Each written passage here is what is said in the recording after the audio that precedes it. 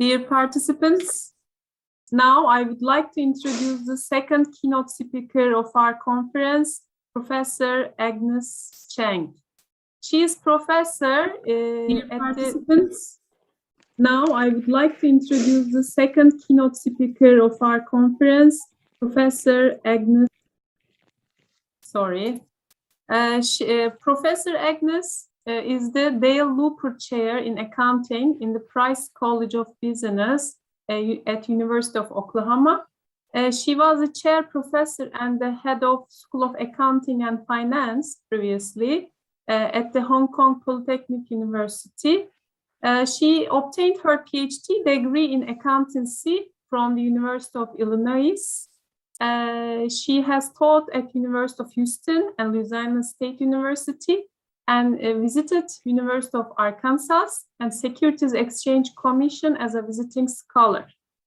Her current research interest focuses on empirical financial accounting research. She has served on numerous editorial boards, including the Accounting Review and Contemporary Accounting Research.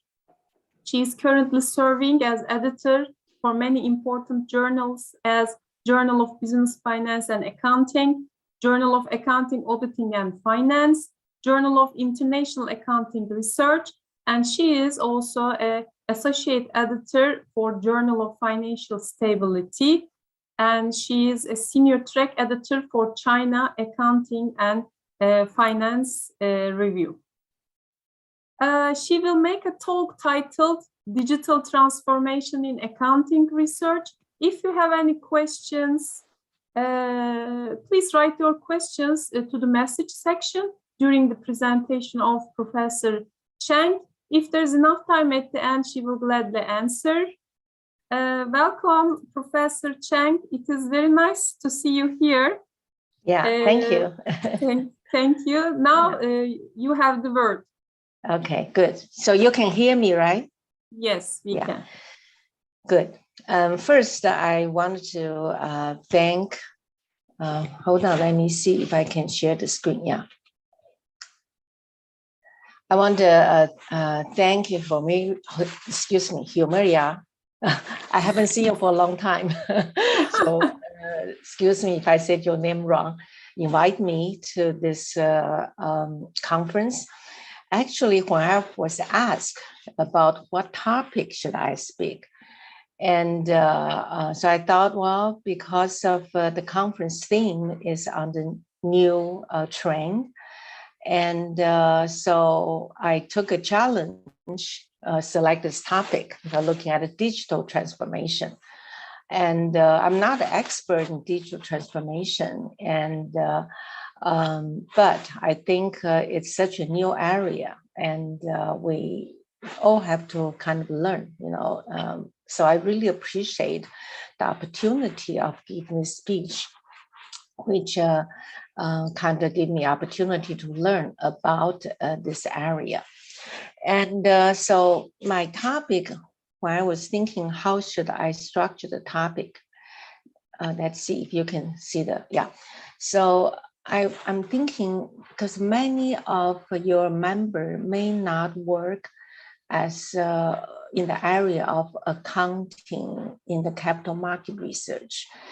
And that area is one of the mainstream, you know, in the US journals. And the reason is that the capital market value is like twice of the GDP in the US. And for Turkey, I think the capital market value is like 1/3 of the GDP. So maybe that's also one of the reasons, you know, that may not appear that important.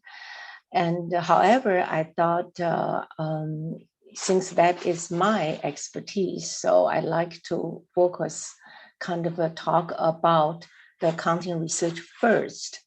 And, you know, maybe your country will start to develop more, you know, in the capital market type of development. And then I will talk about some definitions of digital transformation techniques and discuss some examples of the accounting research. So first, I like to talk a framework of accounting research and what kind of research you're doing, what kind of class you're doing. A typical way of organize is something like this. You have financial accounting, managerial accounting, taxation, auditing, accounting information system, etc. And how do we do research? While we teach them, we also do research in this kind of area. And this is a good way to organize the research topic. However, this way of organizing mainly just give you, like some sort of topic title. So what I would like to show is try to bring in more relational, like between the stakeholders, parties, etc. Okay, so my next slide, I will try to identify a few research area relate to each part of the structure. And the framework will include the players and their interrelationship. And understanding such a framework and interrelationship that between corporation, the capital market, and stakeholders can be helpful to develop the research projects. And for today's talk, you may want to think how to add the aspect of digital transformation into the traditional research domains. And I apologize if you feel like what I'm going to talk you already know. And since I do not quite have a full background of the audience, but maybe it's good as a review anyway for the concept. So in the research of accounting, so I will, again, as I say, identify research areas that at least I'm familiar with. Not necessarily comprehensive, but in this area, it's pretty, in my mind, it has like maybe covered the last topics in my talk today. Okay, so in the research of accounting information, and the core play starts from corporation that you all know. So at the beginning, the corporation raised money from owner and maybe the relatives and friends. And the manager will rely on internal reporting to manage the company. And this is what we teach students for the management accounting. But however, for the corporation to grow, it will need capital from outsiders. And two major capital sources are, will be the bank loan and the security markets. And of course, include the debt securities and equity securities. Okay, and let me see, I only have one computer, so I have to maybe, reduce the picture so I can see my own. And today is actually Thanksgiving holiday. Yesterday is Thanksgiving. And so I'm not at school. I'm actually in the area north of New York and with my kids. So not quite sure how the Wi-Fi will work, but if there's any problem, do let me know. No, it is working very well. There's no problem. We can hear you exactly. Thank you so much. You. Okay. And so you can see who will be the players, like shareholders and creditors, are very important. And to attract capital providers, then we need, the managers need to prepare very credible external financial reports. And for this, and in the old days, when FSB developed the standards, primary information users is like the shareholders. And however, now the debtors and also other stakeholders are also being focused for. So, but still, I will go through the traditional development of the accounting research. And in the I list the first area, which is the research area I start to work on, is the return earnings relationship, or so-called value relevance. And so to, as I say, the manager may need to prepare credible external financial reports for the users to make decision.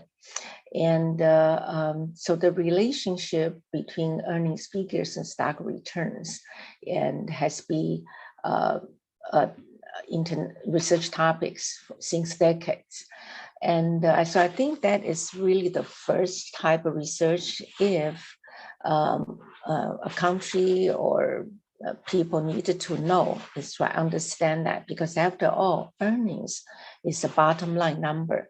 All the standards are developed to try to generate one single earnings number or book value. And so I think if any of you are interested in working on this kind of research, the first one is to understand the relationship between the earnings and returns. Now that that I think my picture goes a little faster. To understand earnings return relationship, important theory is efficient market hypothesis, and also decision theory is very important. And so one important important theory is the principal agent problem. The security, price, reflect how shareholders perceive the information disclosed by the manager. However, principal agent problem will arise, and shareholders aim to increase company's value, but managers act mainly in his or own interest. And so a big problem occurred is the information asymmetry problem. And then because of the information asymmetry, that that a lot of studies start to look at earnings management or other misreporting. And I forgot to mention the earnings fixation hypothesis, which is also which is kind of the counterpart of efficient market. Efficient market hypothesis basically say when the earnings are reported, market can see through. But another extreme hypothesis is that shareholders may fixate it on whatever the earnings number is reported. I think the current research, at least for the US, has been somewhere in between. Market somewhat efficient, but they also somewhat they fixated on the numbers being reported. And to think about this, and that fintech, the technology has improved, and maybe technology can help us, move the spectrum more toward efficient market hypothesis. And there are studies also, on that. And then for the information asymmetry, and actually you will see some of the study I talked about it. It's like using machine learning or big data analysis also can reduce information asymmetry, no problem. And so I remember when we first talked about earnings management, that was in the mid-1990s. And I thought at that time, well, so many people work on that already, we don't need one more paper. But now it's more than 20 years, people still working on that. And also, I think after Enron, corporate governance become an important topic. And again, when the governance topic started to be popular, and many people, including me, think, oh, well, what to do? But now governance become even more and more important. And the ESG, for example, that some time ago that I have been wanting to work on it, and then my co-author said it's done. But now ESG become harder and harder. So fintech is another very important area, and the fintech is still at the beginning, and it's going to go on for a long time. So there's a lot of research need to be done and can be done. So next, what I want to talk about is how can we establish the credibility of the external reports? And so basically firm hire CPA as independent auditors to provide assurance of the financial reports. And but how good assurance is that we we do not know the reason there's a problems potentially for the auditor and manager's relationship. So and also, even though external accounting report is audited, and the credibility of that may need the expert to analyze it. So the so financial analysts will also be helpful in terms of the market. So last paper look at the role of auditors and analysts. And but important concept is the conflict of interest as your COI represent. So auditor and is like an agent actually for the shareholders try to audit the external accounting report. But when they provide report, conflict of interest exists. Why? Because of the auditor also provide consulting service to the managers for the company. And then so they make money by providing consulting. They also make money by audit. And I'm sure many of you, potentially look at this problem. How can we solve the conflict interest between that? And then from the shareholders point of view, financial analysts will provide information to the shareholders, but also there's conflict interest because financial analysts will benefit from investment bank. And so their forecasts may not be that neutral, can be biased toward the firm they invest in. And so now let's look into the manager's behavior. And theory is moral hazard. Moral hazard is a very important issue in the principal-agent relationship. And it actually occurs when information asymmetry exists. And the moral hazard basically means managers will avoid efforts and try to seek their private benefits. And so to control for that, there are several things, and this is related to the corporate governance, such as board of directors and such as using compensation contract to govern and the managers. So if a compensation contract and also how the compensation contract stimulate managers to take different decisions, different actions. And so studies on effectiveness of compensation contract and as well as studies on managers' own actions. Like often that when research study managers' action, they always say there's a tension. So for example, manager will report or invest in the ESG, and that's a good thing, right? So manager action will be good for the ESG goal. But then there are another side. It's like, well, they are basically just so-called for their own reputation, and they don't really care about the real ESG.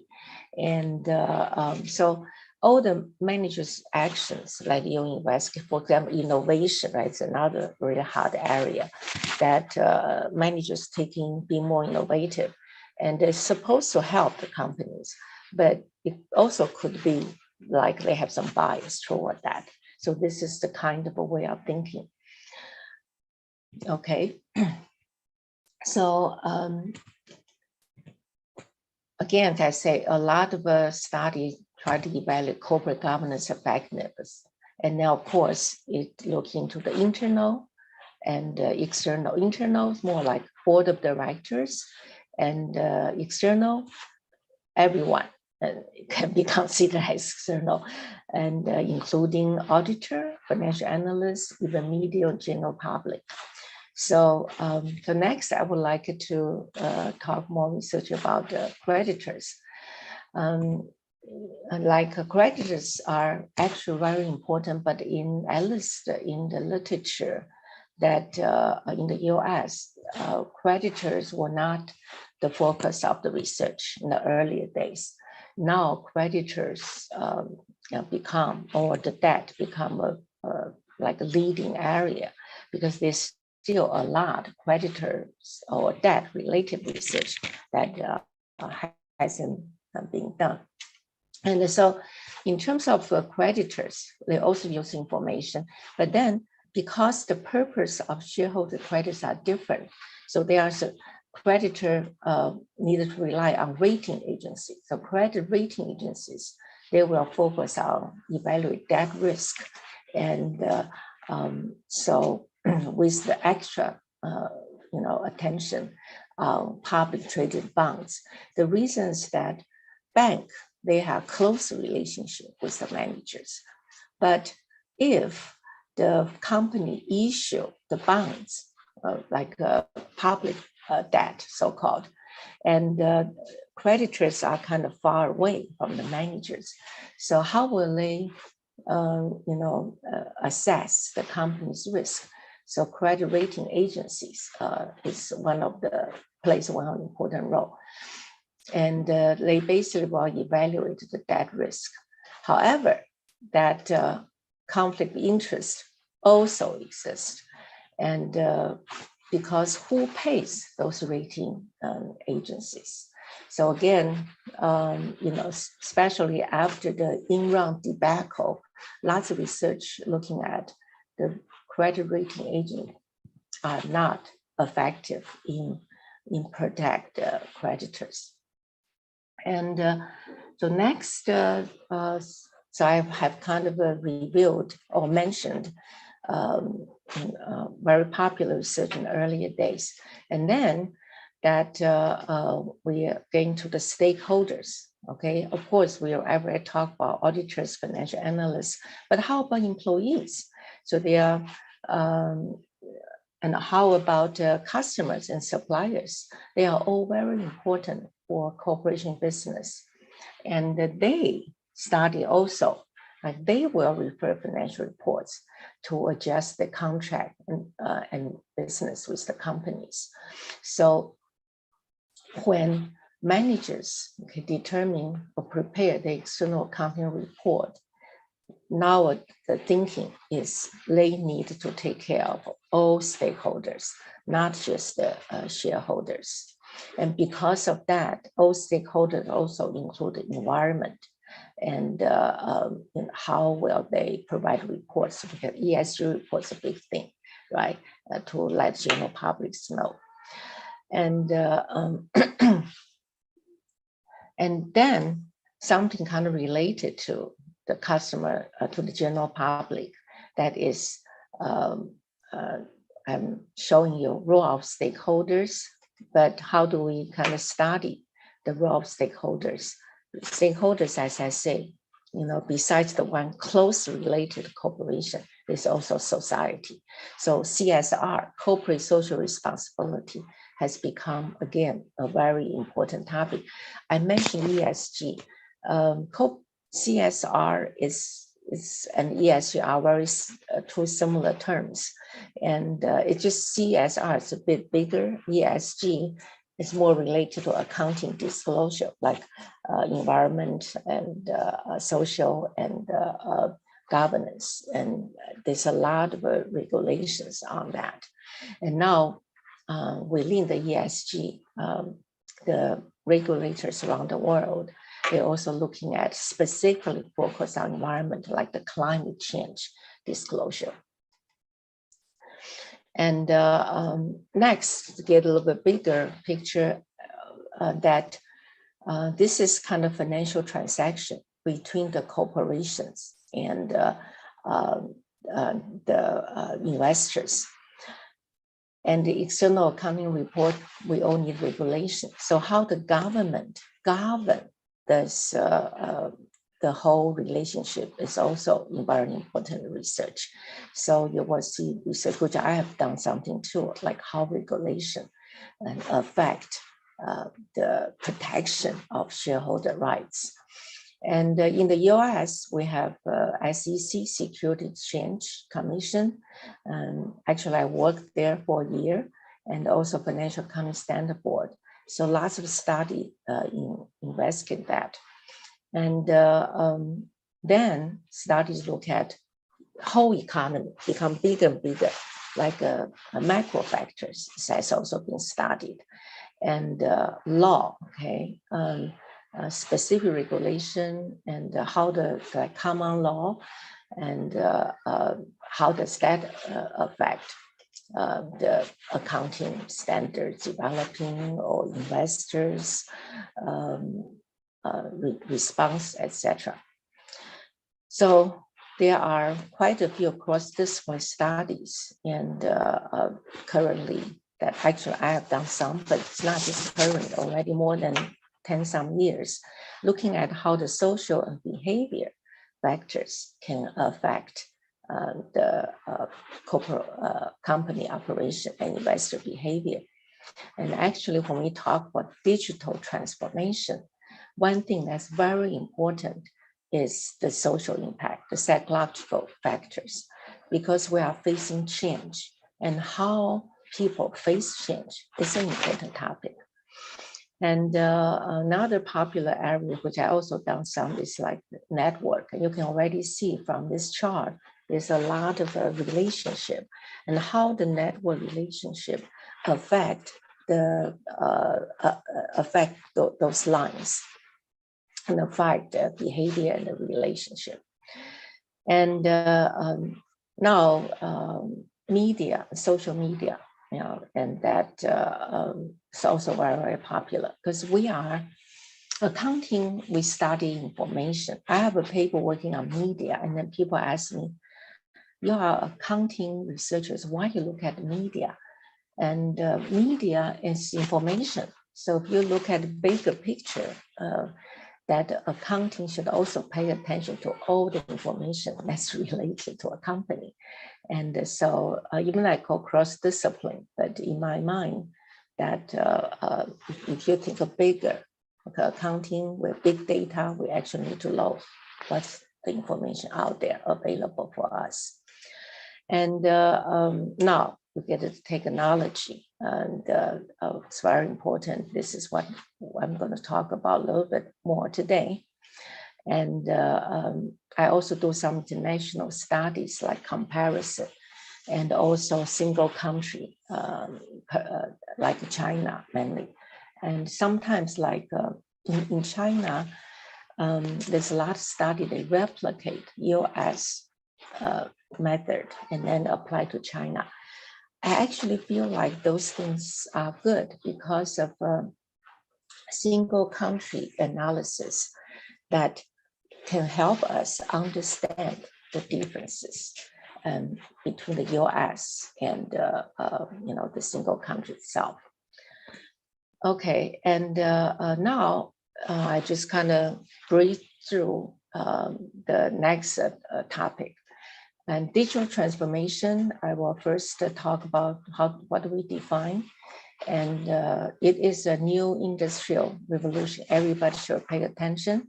Then I'll talk a little bit what's fintech, and then some of the top fintech companies, how they are rated, etc. And so, and actually, as I say, I am new to this area, but I have been searching, you know, and also with my assistant help, try to find out different kind of definition. So I pick up definition that I like. And of course, you know, it's a digital technology. And but what's the goal to implement it? Because the technology can help improve efficiency and can help improve firm value, and also develop innovation, and which can help companies that to survive in the long term. And but one thing I want to mention is cultural change, and cultural change, and that I list for, like, actually I talked to some companies and asked them, how do they go through the digital transformation? Is it important? They said, yeah, it is important, but it's very difficult to change. And so that is actually important an area. And we talk about digital transformation actually start from the financial service providers. So all the financial providers, if they want to survive, they really have to develop digital transformation. For manufacturers and other types of companies that they are doing slowly, but they also need to do the digital transformation. The digital transformation is continuously and it's highly dynamic. It has to involve the learning and doing, iterating the process. We all know it's cost to implement technology. And as I said, the cost is to how to involve people. Besides, you have to invest in the technology. So managers, they do need to have a good digital transformation strategy to think about the cost and benefit. And I used to work at Hong Kong Polytechnic University, and I have been, as the head of the School of Accounting Finance, I have been striving, try to bring the digital technique transformation strategy into my unit. And I have to say it's taking very, very slow. We are aware of this importance of this technology many years ago, but it's only after 5 or 6 years, the curriculum start to implement the technology elements. I know many of you not just doing research and also the teaching, that we can do it, at our own pace, slowly, but surely it has to be done.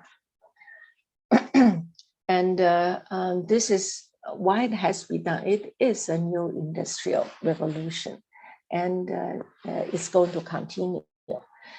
So what do we mean by industry revolution? That it has to fundamentally alter the way we live, work, or relate to one another. And I think now the digital transformation is indeed get to satisfy that criteria. Even though it's coming slow for some people or for some company, but it's fundamentally affecting our life. And so in how the companies will respond to this, then they need to integrate this and involving all the stakeholders and all the private sectors, as I mentioned, academics should also pay attention to this. And you can see that, of course, if you look at the Industrial Revolution, the third one is already getting technology. And why do we call it fourth one? That there's a few words here: Internet of Things, big data, AI, etc. And the reason is that because of the speed of transformation, like big data and the development of technology is very fast, and no historical precedent can compare with the changes that we're facing now. And so it's really an exponential change. And it is so-called digital disruption. It disrupts every industry in every country, and the leaders will win. And also in terms of the breadth and the depth of transformation, it transferred the entire system, production, management, and governance. So with this concept, and I hope that not just the companies, but students will also know about this. They need to learn, and how to teach them with my own experience has to be self-learning. That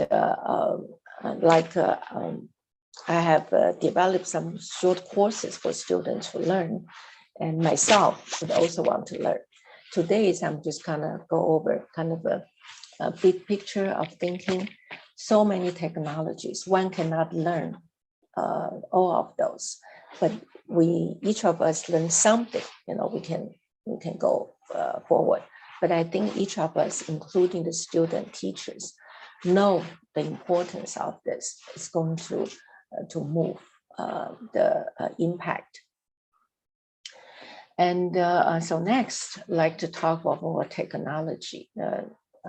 Financial technology, fintech is the buzzword, and basically combine finance and technology together. And as I mentioned, the wide application start at financial service industry, and it's developing daily. That they develop new machine learning algorithm, implement of blockchain, and keep data sciences to help us to improve. And it's very difficult for us to follow the new development.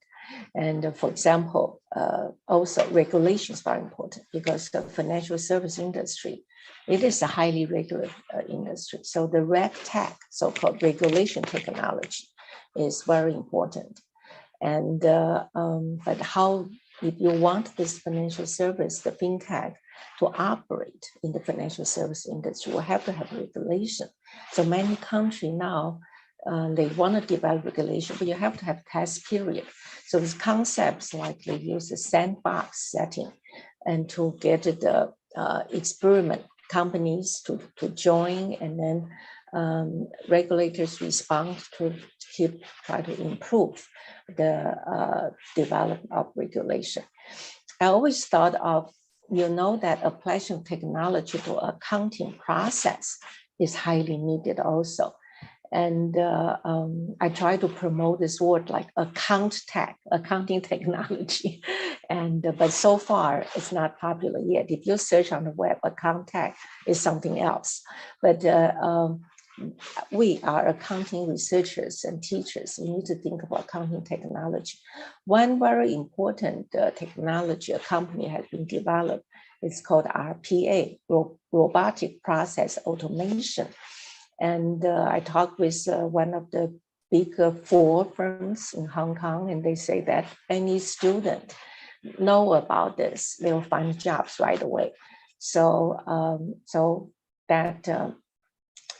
our accounting student really need to learn about all this.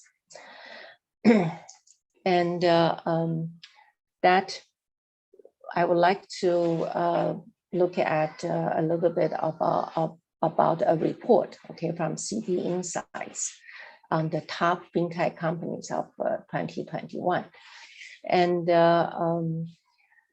that how do they select those companies? They actually from a pool of more than 17,000 companies, and they develop their own score called mosaic scores, like 4 N's. So they have to be kind of technology firms. They also look at the news and how the news talk about this company. They look at how healthy the industry is, and how, of course, financial health. And the most important one they actually look at is also who are the leaders of the company, who are the funding and management team. And if they have really good technical background, and they get a high score. So I mentioned this is like, if you want to do research on how fintech affect the company's performance, and this will be good companies to select, to evaluate. And so next, that I would like to talk a technology in digital age. I mean, you have seen a lot of keyword, say like Internet of Things, blockchain, all sorts of things. And just to have a higher level to think that we organize, at least at my previous school, we try to think of in terms of ABCD, artificial intelligence, blockchain, cloud computing. Those are kind of technology. And then specifically relate to accounting research is data analytics, not just accounting research, accounting process, accounting work, but the data analytics actually is enhanced by AI, blockchain, and cloud computing. So on the data analytic from the AI, that very important, and you can see a lot of research and also companies, they are looking into the machine learning and the natural language processing. Okay, so I'm not going to go through this detailed ABCD. I think I can share with you the slides later. You can look at it because the time is running short. And I just want to mention this, like their study investigate that of how do companies, okay, improve their AI. And they basically acquire technology startups, they merge. And you can see Apple bought many, followed by Google, Microsoft, Facebook, and Amazon. And then you can see their market value. You know, Apple's also leading. And in terms of this slide, because I got from the web, they compare with the friends. And if you add this top 5, okay, this is like a big 5. It goes to about like 7.5 trillion. And that is almost like 20% of US capital market value. US capital market value is about 40.7 trillion. Now get 48.6 trillion in 2021. But US GDP is like less than half of the capital market value. I checked for the Turkey that in 2021, the estimated GDP is 805. And for the 2020 capital market value, it's only 237. And that one thing I also checked in China, China has been growing. The current China's GDP is about like 16.86 trillion, and the capital market value is approaching about 12 trillion. So I think for economic development, it's kind of important, hopefully, to see the capital market grow. And so as you probably already all know, we have artificial intelligence can help us process data better. And actually, Deloitte is the first one, I think, developed the accounting robot. And that many people, including students, worry about, well, will the demand of accounting students reduce because there's an accounting robot out there? And the answer is, for the typical bookkeeping, yes. But for the technology proficient accounting students, it is highly demanded. And so I will skip this because I think my time is running out. And data analytics is what that many of affect our research and accounting process. Lots of study use textual analysis. And the textual analysis and included the AI technology.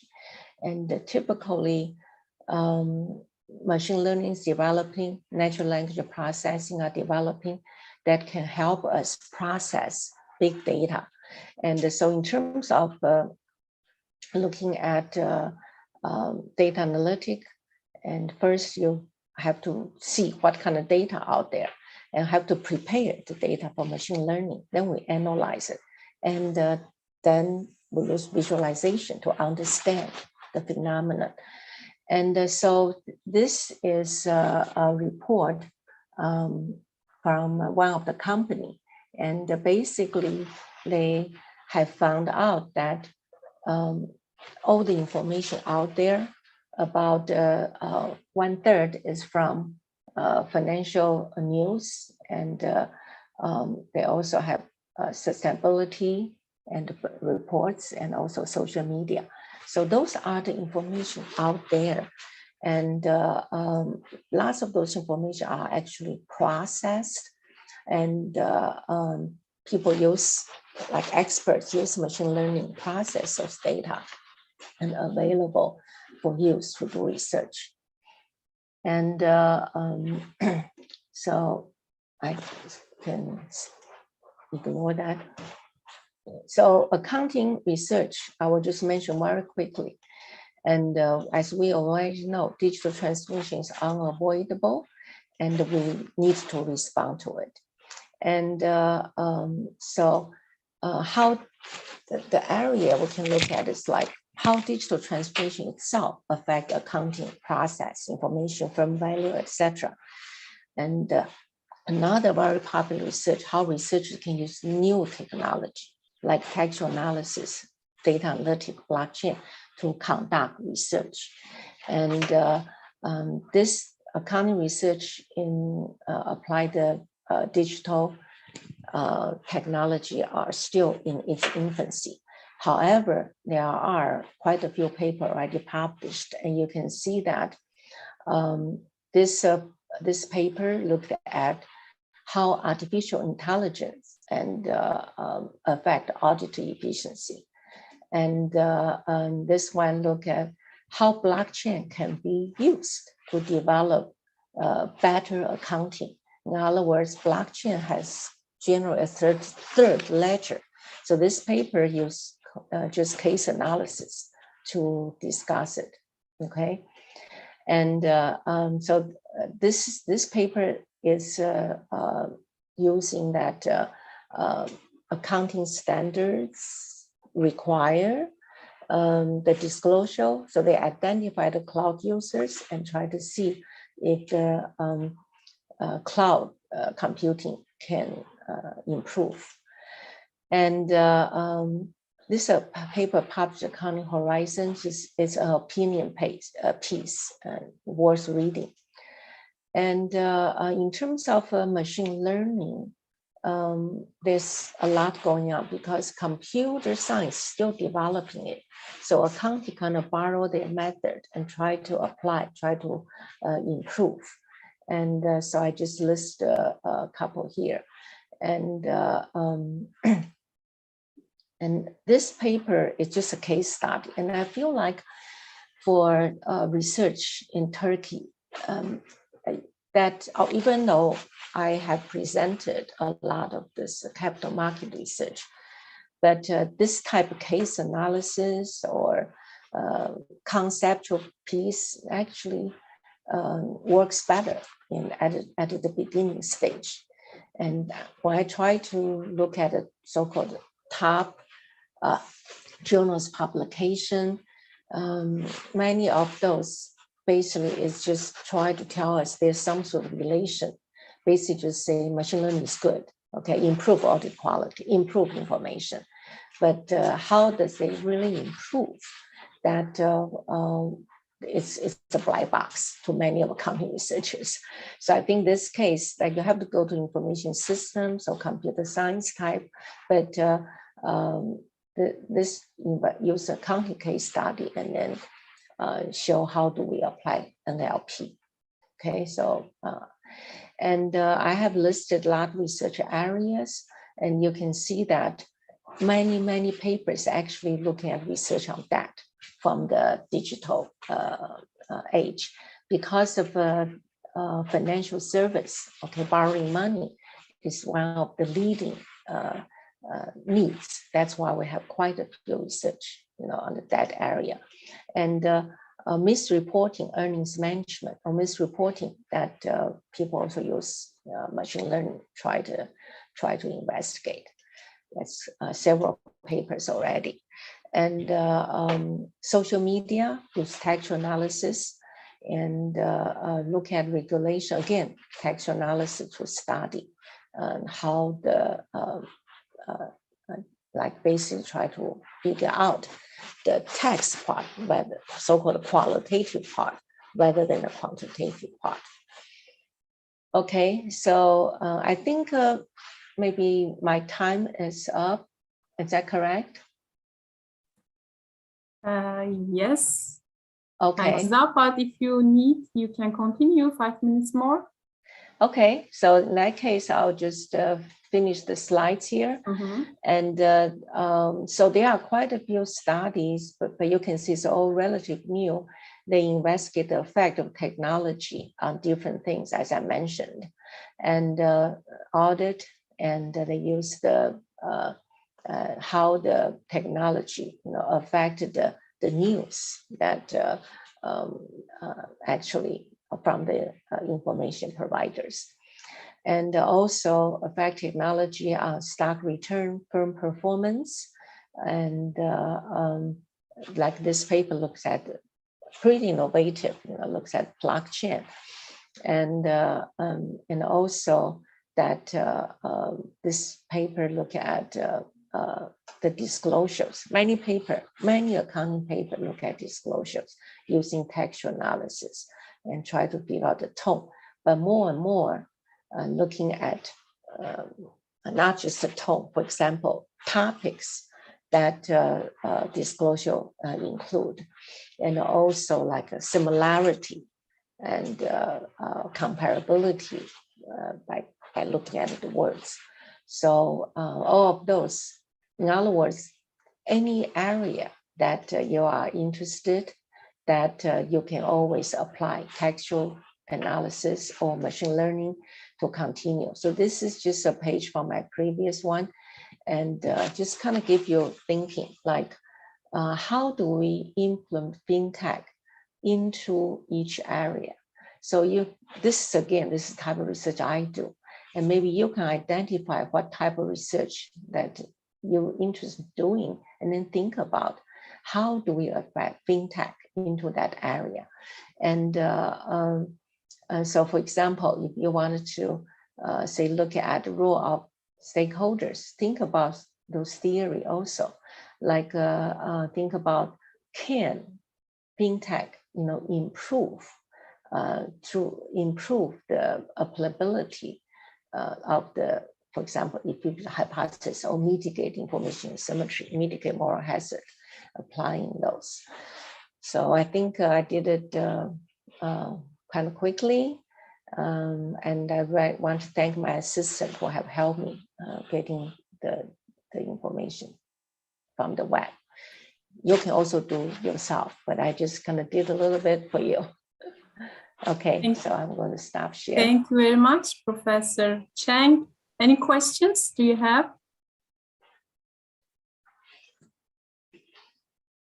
Okay, Mehmet Hocam buyurun. Yeah, I see one from the chat, which Okay. the first three are not English and Turkish, I don't understand, but the last one, how do you think energy, water scarcity, and climate change will affect all this fast tech advancement? For example, crypto's use of extreme amount of electricity. I do agree. So people kind of criticize about the use of the electricity by cryptocurrency. And then if it's getting to an unbearable level, government will want to come in and interfere the development of that. And there are the technology, or so-called this green technology. That is, how can we use technology to improve the green, for the world? And that how can we use, for example, technology to evaluate firms that say firms disclosure, because we talk about the greenwashing. Okay, managers, they may disclose their ESG, but or disclose the investment for climate change to dealing with that. But is it greenwashing? In other words, is it real? Then we can use the machine learning, try to evaluate that. Nowadays, the reasons that we call this industry revolution is because the computing power is actually much cheaper. It's fast, okay? And because fast, it will use less energy. of course, not the cryptocurrency. And so all the technology can help in that ground. Yeah. So, thank you. Thank you for your answer. Thank you. Thank you. Buyurun Mehmet Hocam. Answering. Buyurun. Thank you for your nice presentation. I would like to ask a question, Agnes, about the future of accounting and auditing professions. Yeah. By considering the recent technological developments. Yeah. It will survive, do you think? Yeah. Thank you. Thank you for the question. I think all the big auditing firms, they are developing technology. They I remember many years ago, they already started hire technology proficient people. And American Accounting Association, starting like 10 years ago, they organized so-called big data. And how do we use the big data? And so I see the accountants from the firms, they already say, we really need, they show that what they could have hired are people from computer science. And then they said, we need an accounting student to help us, okay, to apply, not really like they should develop the computer skills in terms of improve, right, the algorithm, because we really need computer science people to help. And actually you can see a lot of those machine learning that if you talk to the authors, they really work with computer science people. But how do you apply those technology is very important. So the big 4 or 6, they all say, please, train more accounting students who can apply the technology. So they need that. And I have mentioned accounting process. I mean, a company, they are professional, I should say, commercial company developing methodology to use. And students need to kind of learn that. I mentioned one like RPA, like robotic automation. It's people develop the program and try to apply that to accounting process. And my friend working in Deloitte told me that they have to train their own accounting students, graduates working for them. And then once they trained, all the other companies hire them away, paying more salary. So we are working, with the big 4 firms that train our own accounting students, that they, can learn about all the technology. So to help the accounting profession. So I think educator plays a very important role. I was invited by a Hong Kong government organized like a FinTech roundtable. And we have many professionals that keep talk about, sophisticated technology, all kinds of things they need. And then when we talk about education, and what is the need? The need is that we really need people can apply the technology to the domain area, especially accounting and finance. And that's in great need. And I will be talking about in Hong Kong. And so accounting students, we have an important role, okay, to try to do, to learn about this. But I also know, like for teachers, try to learn of those takes time. So we have to think about, again, like we should have digital transformation strategy. I think ourselves and our department or our university can think of some digital transformation technology to educate the students. And so then can help the accounting and auditing profession. Yeah.